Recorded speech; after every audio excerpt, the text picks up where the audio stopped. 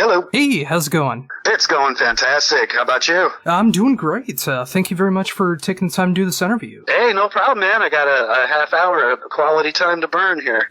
Well, fantastic. I'm glad I can spend that with you and talk about some music. Being such a huge fan of what you've done and so much great music and so many quality bands, I did not think my first interview with you was going to be showing off this kind of style here with Painted Doll, but I really love the fact that you created this band with Dave Hill and, you're just continuing to let that side of you guys show even more in 2020. Oh, yeah, I'm happy to, well, thank you for, first of all, I'm happy to be able to be doing it, I can't think of anything I'd rather be doing with my life.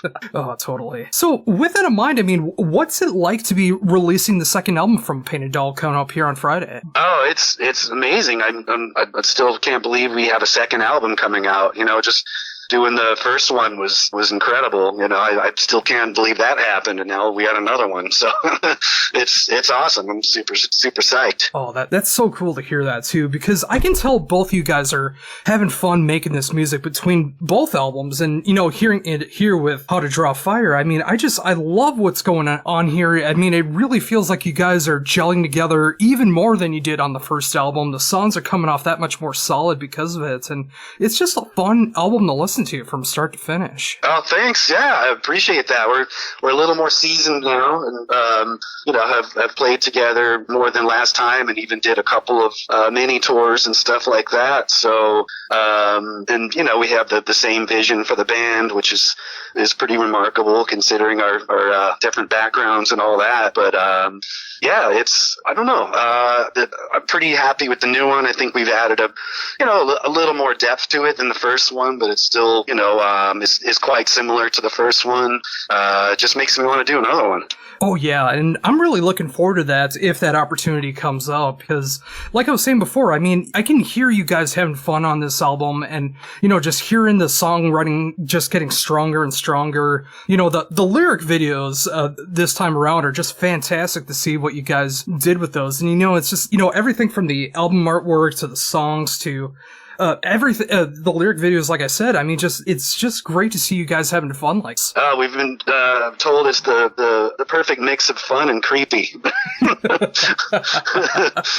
So, we'll take it. Oh, totally. So, with that in mind, obviously with getting to play some shows in between albums, what was it like to finally get together and start working on a second album? Oh, it was awesome. We pretty much knew after we did the first album that we were going to want to do another one because it was so much fun. And it's no hassle, no drama, no headaches. We just have the common cause, and it's rare when we get to actually get together. With Dave being over on the East Coast and me over here on the West, so it's not like we get to hang out and just jam around and anything like that. So when we do get the opportunity to get together, it's a rare and precious thing. It's like we'll get a jam room, whether it's down in LA or up here or whatever, and be like, all right, we got 3 hours to make the most of it, and it's really fun, because it's we're not sitting around all day hammering away or something like that. It's just like, all right, this is cool. We get this little chunk of time, let's do it. And Dave's cool to hang out with. Before we knew we were going to start a band, we just kind of got along right away, and it's cool to be able to make music with him. It's a lot of fun, man. I really like it a lot. And that's just so great to hear too, because with so much that happens in being in a band and making music, there can be so much controversy, so much drama that goes into being a band, be it other band members, be it labels, be it touring. There's so many objectives that can just really take away the enjoyment of playing music. And knowing that you guys, even with minimal time, 3 hours to be able to jam together, the fact that you're able to take those 3 hours and be so productive with it and have so much fun with it and have a quality album like this, it's just great to see a band where it's just a couple of guys having so much fun writing music together, and the quality just continues to show off here. Oh, well, I appreciate that. It's just one of those things things where we set our goal and we make it happen. Like the first album, we recorded that without anyone wanting it or asking for it. We didn't know if anyone would want it. We figured so. We're like, it's gonna be good. So someone's gonna want it. But until then, we're just gonna make it anyway. So we booked the studio time and then figured out afterwards how we would actually make it happen. But at that time, Dave was doing a lot of comedy gigs in L.A. or sometimes up in San Francisco for Sketch Fest. So we would just make arrangements like, okay, you're going to be in L.A. I'll drive down there and we'll rent a rehearsal room for a couple hours and we got the studio time booked, so pressure's on. We got to make it happen. So we did. It all came together quickly. The first album we rehearsed 4 times and then did the record, and I think we did the same with this one. I think we did 4 practices, maybe 5, but probably 4. But we showed up knowing exactly what we were going to do. So we didn't sit there and like stare at each other and be like, all right, what do we do? We'd already been trading cell phone recordings of songs and, so I would learn his stuff and he would learn mine and we'd show up and just not waste time and just play it. Like, all right, first song, let's go. All right, second song, let's go. Here we are. So we get down like, 3 or 4 songs per practice. And then I think both times both albums, there's been a song or two where we didn't practice it at all and then just showed up in the studio and recorded it, but we already knew how to do it, so we just kind of plugged in and let it rip. Yeah, that shows the quality of the professional quality that both of you guys have. The fact that there was a song you didn't even practice and you were able to go into the studio and get it recorded, and I wouldn't even guess what song that was because it all sounds like every song was taken with that quality time and practice behind it. I think that shows a lot for what you guys can do. Oh, thanks. Well, I mean, when you get in the studio, time is money. So especially when it's your own money. So you can't, we literally couldn't afford to have it any other way. We had to, there was no time to dick around and be like, what's the next part? What does it do? How does this song go? So it just takes doing your homework at home and showing up exactly, knowing exactly what to do. I just, I don't know about, Dave, but I just listened to his songs over and over, and then I drew up my own, maps, my own primitive way of what they were, and just repetition, listening, then show up and knew what to do. Oh, that's just so cool. And, thinking about that as well, too, I mean, with you guys being able to trade off ideas through the cell phone, I mean, what's it like working in those different styles? I mean, like, obviously you're working towards the same goal, but what's it like working with him and working with you, trying to make those ideas work together? It's awesome. I mean, it's no headache, no stress. We had a common vision for the band, so that was another thing that we never had a point where we're like, all right, what's the band supposed to sound like? What are we supposed to do? What's Painted Doll anyways? I have no idea. So we never had that problem. We knew just from discussions about music before we even talked about jamming together. For some reason, we started talking about like psychedelic bands and obscure bands from the, 60s and 70s and even like current ones, that are cool and obscure. It just started off talking about those and like, oh, I like this band. You should check them out. Oh, I like this band. You should check them out, and just trading emails with like YouTube links and shit like that. And then, after we did that for a minute, then we started talking about making music. So it kind of laid the blueprint down without thinking about it. So again, we didn't ever have a point where we're like, what are we supposed to sound like? Who are we? What do we do? So we already knew. So that was the cool thing. So it just takes so much pressure off, and you don't have to overthink anything at all, which could lead to pressure or stress. We're just like, all right, this is what we do, and let's do it. It makes it keeps the spirit of fun very much intact. Yeah, and just having that mindset all the way through there, and not really changing that trajectory at all. Just having that common goal sometimes can be the best thing that can happen, because when you have two minds working together like that and wanting to work towards that goal and just making sure that you can have fun with it as well too. And the fact that it did start with like being able to share obscure bands from the past and the present day, and just being able to connect over music, I think is such a great thing to be able to see. Oh, that's my favorite thing. We'd Dave would be out here for a comedy gig or whatever, and we my wife and I would go and watch his set, and then we'd go to like a bar afterwards with Dave and just hang out till closing time, getting kicked out of the bar and then just talk about stuff, like how much we love the Kinks or whatever, just like it was a good introductory, to the mind of Dave, just talking about music that we liked a lot. That kind of led up to where we're at. Oh, totally. And I really do appreciate, along with that, like, psychedelic and power pop side to him, that he does have the metal tendencies as well, too. I mean, a few months back, I was able to talk to him about his new project with Witch Taint, which I think is just incredible black metal. I mean, it's so funny, but it's so real, too, which I appreciate. And just being able to see both of those sides coming together for him this time around. I mean, being able to show off this side here with Painted Doll and something with Witch Taint a few months back. It's just so cool to see that. Yeah, well, the funny thing is that when I met him the first time, he'd have been filling in on guitar for Thor, and which I'm sure is another crazy story that he could elaborate on. But we played the same metal festival, before we knew each other. So there's definitely the metal connection for sure. Oh, for sure. And to flip that coin, I mean, obviously, I love the work that you've done in the past. I mean, Autopsy is one of the best death metal bands that's ever been in existence, and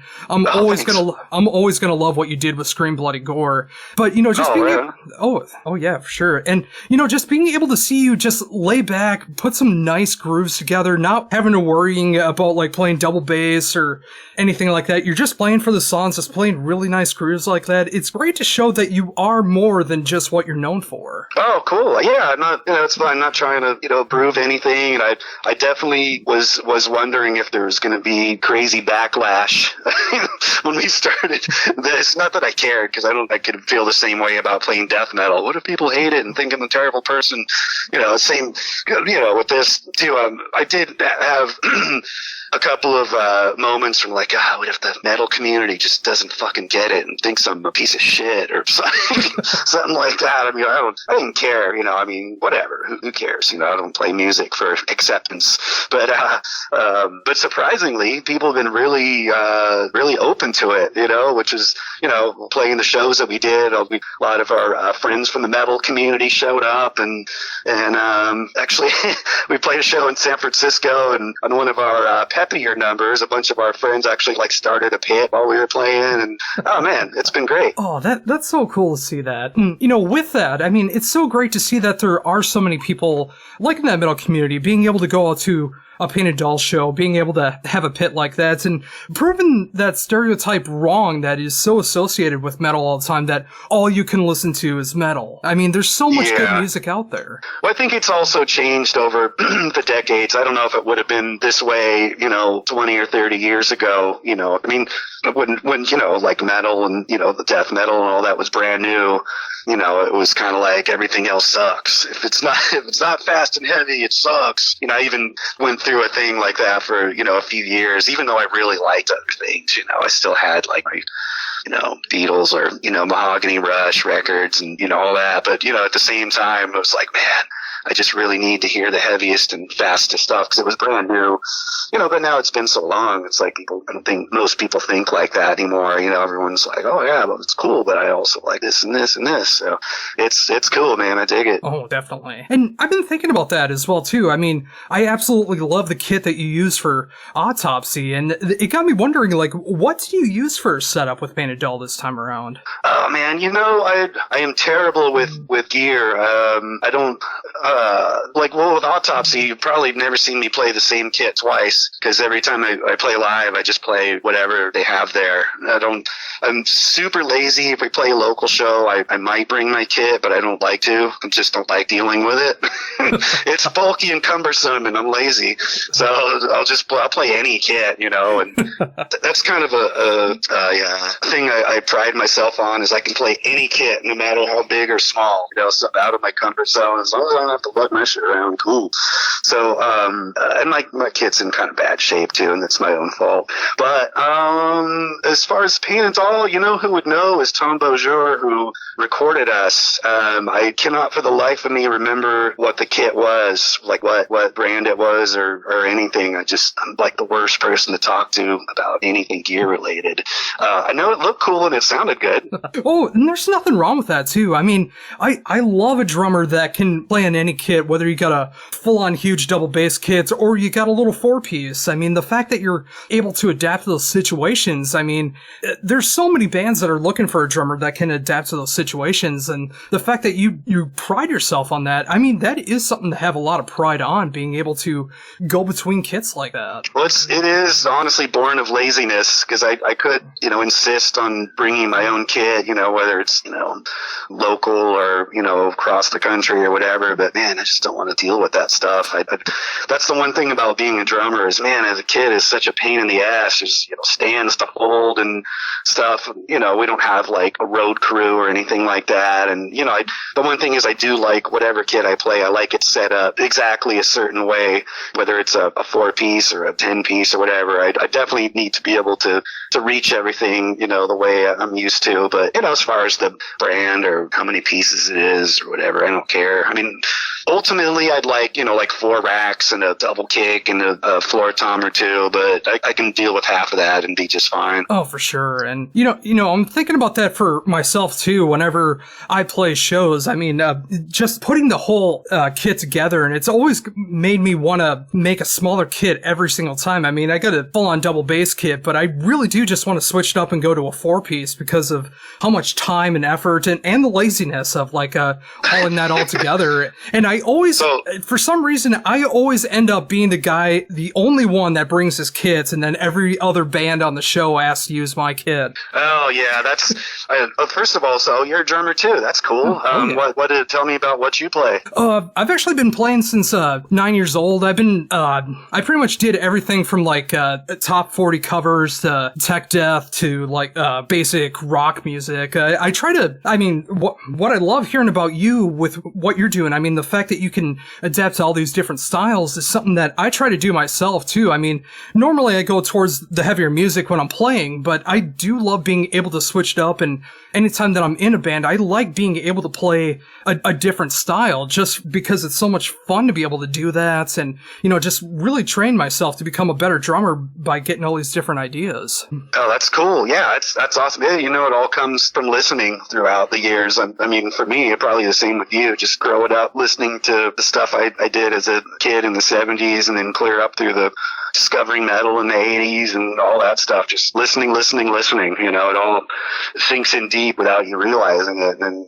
next thing you know, you're playing something you never thought you'd play, and it just feels natural when it maybe shouldn't or something, but it totally just makes sense. But I do feel bad sometimes because I'm the guy like, hey, can I use your stuff? That's me.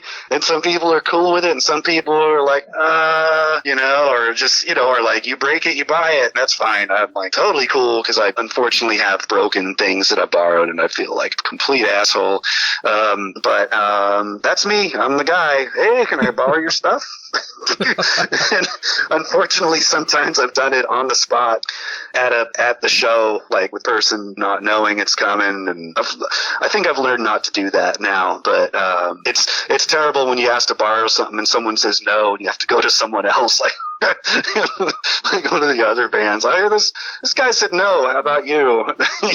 So I got to be better about that. I also see that from the other side too, because I'm always interested to see how my kit sounds with other people playing it. Like, if you ever step behind my kit, I would love to hear what that sounds like with you playing behind it. And anytime that does happen for me, it's like I am so curious to see how different drummers like play. I mean, is there more finesse behind it? Is there more power behind it? It's just like there's so many variables that go behind it that way. But yeah, I mean, kind of like you said, I mean, there is that chance of being able to break something or something bad happening that way. But, it can also work out for a cool benefit too, to like get your ears open to see what other drummers do. Yeah.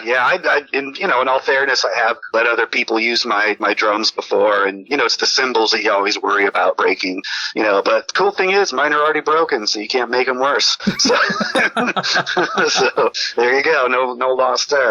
Oh, that's right. And oh yeah, they're in terrible shape.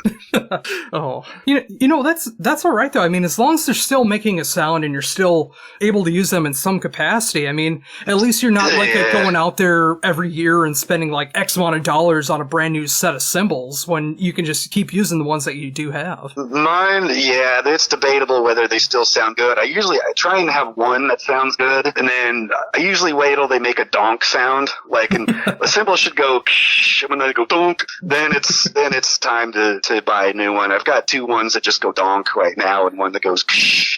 So, next time I start playing drums again, I haven't played for a little while because of the whole, virus thing and all that. But, we'll get back in there pretty soon, and maybe I'll show up with a shiny new cymbal or two under my arm. Oh, that'll be cool to see that too. And, thinking about that coming up in the future when you finally get behind the drums, it's cool that, of course, with this album coming out Friday, but also a month from now, I see that there's a new live album from Autopsy that's going to be coming out too. That's cool to see that, like, almost within a month of each other. Yeah, I know, it's crazy. We were supposed to, for Autopsy, the release date was supposed to be for a new studio album. We actually had time booked for June, and we had this crazy schedule, shows and recording a new album and all that. And we don't need to go into what happened with Planet Earth, but we did manage to record our show in March in Chicago, like the whole show, multi-channel and all that. And we felt lucky to have done that because we got home, and then a week later after that show, it was like lockdown and all that. So we're like, oh my God, I can't believe we pulled that shit off. And, we got it recorded nicely and had it mixed by our usual engineer that does our stuff. And, so it kind of just inherited the release date. Just, we felt super, super fortunate, that we were able to do that. And, we got, killer cover art and the whole thing. So it kind of makes it look like we're active, even though we're not doing anything at this exact moment. I couldn't ask for anything else under the circumstances. Oh, totally. And I can't wait to check that out too. Especially like you said with that timing. I mean, the fact that you did just record that show, and it just so happened to be working out so well that you were actually able to release it as well for a release. And that's just going to get me so excited for when you guys are eventually able to get into the studio and work on that new album. Like, I can't wait to see what Autopsy is going to be up to next. I can't wait too. It's been frustrating not doing anything. I'm hoping next year it'll be less of a shit show and everyone can do stuff, and every band will put out a dozen albums. I would love to see that, but for now we got something. We honestly wanted to record all of our already. Oh, okay. Hold on a second. Okay. I'm sorry to interrupt. My wife just told me the next interview's getting poised and ready to pounce. So I gotta get to that in just a minute. Oh, sure. But we wanted to record all of the shows for the year and like sort of cherry pick the best cuts, but everything got canceled, and we listened back to the Chicago show, and as long as the drums were good on everything, which they were, then if anything else needed like a minor tweak, we could do it. So we found a live album on our hands. Oh, yeah. I mean, just that saving grace of being able to record that show and have that coming out. And yeah, I mean, with the again, I'm very excited to see how that's going to turn out when that eventually comes out next month. But to wrap it up here, thank you very much for taking the time to talk to me. This was a bucket list interview for me. I've always wanted to be able to talk to you, and it's awesome to be able to talk about both sides of things that are going on in your world right now with Painted Doll and the new album coming out on Friday through TP Records, and of course the new live album in Chicago from Autopsy coming out next month. I mean, there's a lot of cool stuff happening right now, and I thank you for this half hour to be able to talk to you. Hey, well, thank you. I appreciate you spending the half hour with me, man. It was really cool. Do it again sometime. Oh, absolutely. Anytime that you got something to promote, I'd love to be able to continue this onward. Sounds good, man. I'm down. Oh, sweet. All right. Well, one last time, thank you very much for taking time. I'll let you keep going with the press day, and hope you have a great rest of the day. Well, man, thanks. Right back at you. All right, cool. Bye-bye.